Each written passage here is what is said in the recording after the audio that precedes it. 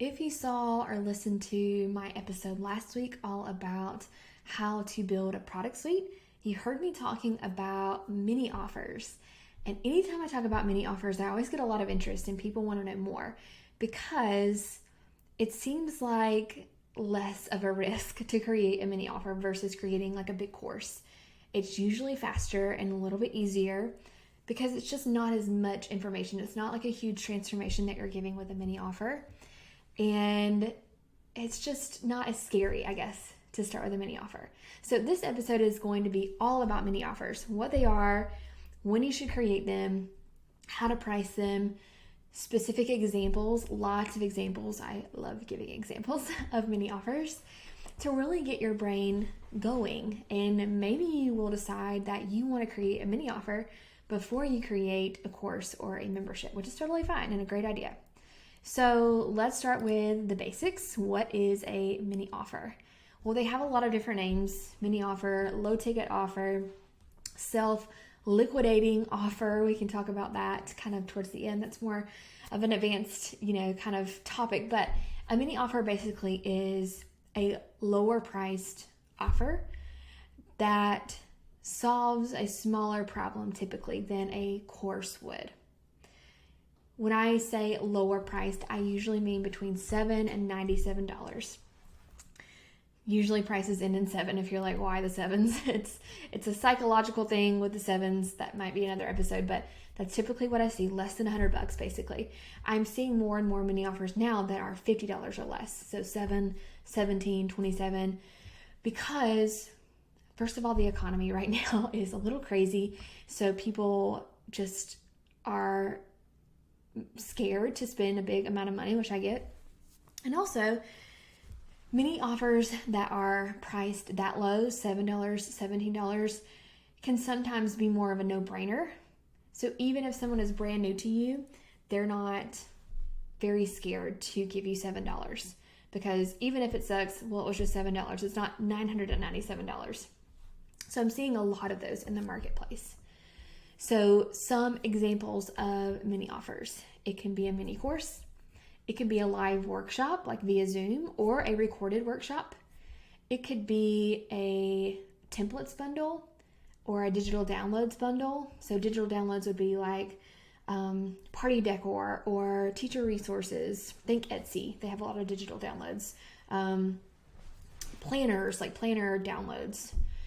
It could be a conference, like a virtual conference. That's a little bit different, but usually that's a lower ticketed item where you're getting more people to submit recordings, and it's just another way to kind of get people to get into your ecosystem. So lots of different types of mini offers. Ebooks is another one. So when should you create a mini offer? It really depends. I see people create them before their course, and that's really fine. It gives them a way to start making money now a little bit faster than waiting until their course is done. I also see people waiting until after their course. Maybe they already have a really good, solid idea for their course and they're ready to just get that out there. And then after the course is created, then they start adding mini offers into the mix. I've done it both ways. With my teacher business, I created my signature course first. I didn't really even know what a mini offer was. And then a few years later, I realized that there was a need in the market for digital templates. So I created a bundle of those and sold those separately. So that was a mini offer. For my current business, where I help you create and launch online courses, I created the course first.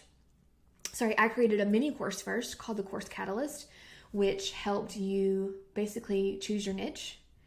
And then after I created that mini course, that mini offer, then I created my signature course. And I talked about this in the last episode, but I did a really bad job when I first created it because I wanted to put too much in there.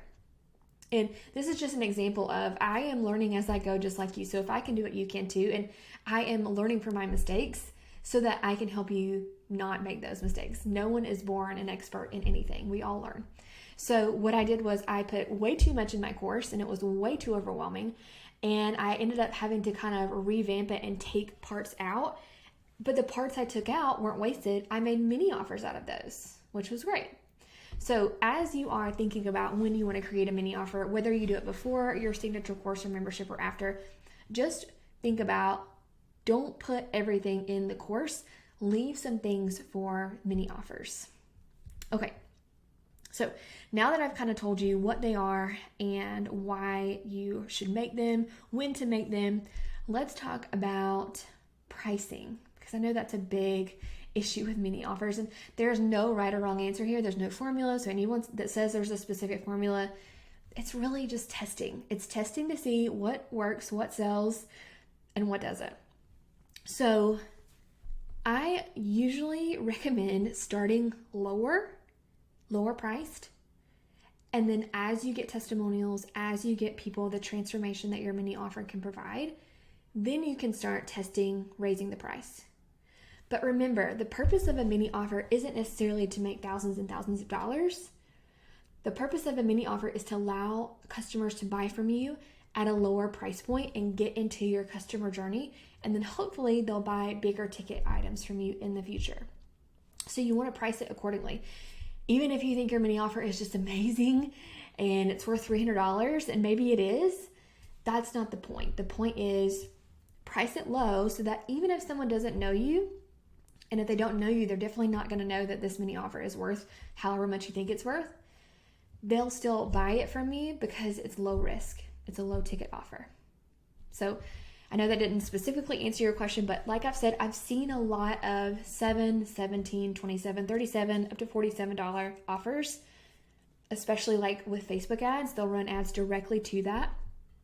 And those seem to be working well. So now that I'm talking about Facebook ads, let's quickly talk about a self-liquidating offer, because that's usually what people are doing. So what does that mean? People will create a lower ticket, $7, $17, $27 mini offer. They'll run a Facebook ad to it. And when people purchase that lower ticket item, it pays for the Facebook ad. So they're not really making money, but they're breaking even. So it's almost a way to get free leads, people on your email list. So let me just give you an example. Let's say that I am running a Facebook ad for a $7 ebook. And for every person that purchases, I'm paying about $7 per lead. So that if someone buys a $7 ebook, I paid Facebook $7 for them to see that and buy it. So I'm really not paying anything because I paid $7, but then they paid me $7. So it's self-liquidating. I didn't have to pay anything. I broke even. I'm not making money, but I'm also not having to spend money on those Facebook ads. So again, that's a little bit more of an advanced topic, and you have to really understand Facebook ads because it's not as simple as I just described it. You really have to, first of all, have an offer that already converts. Don't just start running Facebook ads to a mini offer immediately. It needs to be something that you have tested organically and you know people want it and it will sell at that $7 price point. Then if you're good at Facebook ads, you can set that up. And I see a lot of people doing that. So more of an advanced topic. I wouldn't worry about that right now. But let's talk about some specific examples. So, man, there are so many different things that you can do with a mini offer. So let's talk about ebooks or PDF guides. You can do a lazy keto recipe ebook, and you can sell that separately from your course or your membership or whatever. 7 days of preschool activities. The complete list of clean eating foods. So those can all be like ebooks or guides that you sell separately from your course as a mini offer. For ebooks, I would say probably $7 or $17 is typically what I see. It depends on how much is in the ebook, and it also depends on your niche. But yeah, again, I would start low and then go higher as you get good testimonials, as you build out your sales page for this mini offer, because you need to have it just like your course would be. You need to have a sales page. You have to, even if it's just $7, you still have to convince people that it's worth that $7. Okay, templates are great. So I told you guys about the templates that I created for teacher resources. Those were Google templates where teachers just had to type in their question and then the answer, and then it creates an activity for students. So it's kind of a done for you. Anything done for you is amazing. Maybe you are a web designer and you create templates for websites. I see those a lot. There are people that have Kajabi specific templates for sales pages, and I have purchased those. Maybe your niche is budgeting, so you create some budgeting templates, like spreadsheet templates. So templates are great. I think I talked about in the last episode, you can make Canva templates for Instagram posts. I see those a lot. Swipe files is another one. So if you are in the email marketing niche, so you teach people how to market via email, maybe you could have like your entire lead magnet sequence as a swipe file. Swipe file means that you're giving them your own lead magnet sequence, and then you kind of make it so that it's fill in the blank for them, so they can just swipe it and then use it for themselves. Or maybe for public speaking, you have a speech swipe file, so like the outline for a speech, and they can just fill in based on what they're talking about. Or for Instagram, it can be Instagram captions where they just fill in the blank for whatever they need for their specific niche. You can have workshops or webinars, so paid workshops. So classroom management, if that's your niche, like in the teacher niche, you can have a successful classroom setup workshop where you're not selling anything in this workshop, like you are giving value, and it could be live or it could be pre-recorded, and you are going over specifically how to set up their classroom for success when it comes to classroom management. So it's almost like, 3 or 4 videos from your course combined into one workshop. For Etsy store owners, maybe you're teaching them how to open their Etsy store in 5 days. So this is like the beginning problem that they have. You're teaching them how to do that in this workshop. Dating after divorce, maybe that's your niche, and your mini offer could be your first step to dating, and you talk about like exactly what they need to do first when they are getting into the dating world. Okay, and then finally, if you want to do a mini course and a workshop are very similar. The difference is with a mini course, it's not like a 2-hour workshop. It's broken down into maybe 5 to 7 videos. So start your podcast in 5 days. You could do a workshop where you do all of that in one video, or you could do a mini course where like each day is its own video. And it really depends on what you're teaching and your audience as to which one you want to do. Workshops are cool, especially with the live aspect, because people get that feedback from you. If you're not going to do it live, mini courses are probably better for things like that because it's broken up into smaller steps. People just don't have time to watch 2-hour videos for the most part.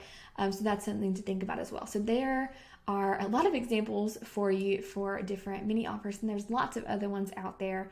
But kind of once you figure out, that you want to do a mini offer, and you figure out when you want to create it, like now or after your course, then you need to start getting into some details, like what am I going to name it? You can use ChatGPT for that. I would highly recommend that. And then where am I going to host it, or do I need to host it somewhere? So for example, for a mini course, you may want to host it on like a course website like Teachable or Standstore or Kajabi. For a templates bundle, as long as you have your email set up and you have some way to accept payments, then you could just send them those templates via email. So like maybe in a Google Drive or a zip file. And some email service providers will allow you to accept payments. For example, I think Flowdesk, there is like an add-on per month where you can have a checkout or a cart. So that's all you need. You don't need like a course platform yet. So that's why a lot of people want to do the mini offer first, because you don't need as much tech to set it up. But it's going to depend on which type of mini offer you do as to how you deliver that content. So that's what you want to figure out next is, how am I going to host this? How am I going to get this to my people? How am I going to accept payment for this mini offer? And then once you get that set up, then you want to figure out how to market it and launch it. Because just because you build it does not mean they will come. So when you make this mini offer, you need to treat it like a real course and have an actual launch for it. Otherwise, you're not going to get any eyeballs on it. So make a sales page, make some graphics in Canva, send your list an email, and use some urgency. So don't just open it and say, here's my mini offer, you can buy it whenever you want. When you first launch your mini offer, have it set up like an actual open closed cart. Now, it doesn't have to be closed cart. You can use other urgency methods as well. So here are some examples. For open closed cart, you would say, all right, I have this brand new mini course called blah, blah, blah. Here is why you should buy it. It's only available until this date. And then you close the doors. The good thing about that is you can close the doors and get some testimonials and then reopen the doors and add those testimonials to your marketing materials. But you may not want to do that. So some other things that you could do is you could say, hey, I have this brand new mini course or this brand new ebook. Let's use a different example. And because it's brand new and because you're already on my email list, it's going to be 50% off for the next 5 days only. And you have it marked off. So it could be $3.50 if it's going to be $7. That's fine, because then you're going to get buyers, you're going to get feedback, you're going to get testimonials. So, and then after those 5 days, you raise the price. You could include a bonus for 5 days. It doesn't have to be 5. It could be 3, 5. I wouldn't go past 7 days, especially for a mini offer, because it doesn't take long for them to make a decision about a $7 or $27 offer. Longer probably for a course, right? Because it's higher priced. You could say, all right, for the next 3 days, I have this mini course and I'm also offering this template set with it, or a one-on-one call with me or something like that. Don't do that if your email list is huge. But if you're starting out small, it's a great way to talk to your customers. So there's a lot of different things you can do, but treat it like an actual launch. Then once you launch it, get some testimonials, then you can kind of put your mini offer on autopilot. So put it on your website if you have a website, put it on your social media, make some pins that go to it. And as you start creating content, so you're getting on podcasts, you are maybe making your own podcast or your YouTube channel or your Instagram posts. Every week or so, advertise that mini offer. And so you're constantly getting those sales, constantly improving it, and getting some money while you work on creating your course. Or if you already have your course created, then it's just kind of icing on the cake, right? Adding to your income stream. And then you can use your mini offer for so many things, like upsells to your course, or order bumps, or bonuses during a live launch. I do that a lot. So when I have a live launch of my program, I'll usually throw in one of my mini offers for free during that week only to incentivize people to buy. Okay, so I know that was a lot of information, but I hope it was super helpful for thinking about what kind of mini offer you want to create, if you want to create one, when, how to price it, and how to launch it. If you want all the information, a step-by-step guide for creating and launching a mini offer, I do have a mini course on this. It's called Mini Offer in a Month. It allows you to do all of these steps and launch your mini offer in just 30 days. I will put the link for Mini Offer in a Month down in the show notes below. And yeah, whether you are going to wait and make it after your course or you're ready to dive into a mini offer now, I wish you the best of luck. Get that baby out into the world and launch it, and let me know how it goes.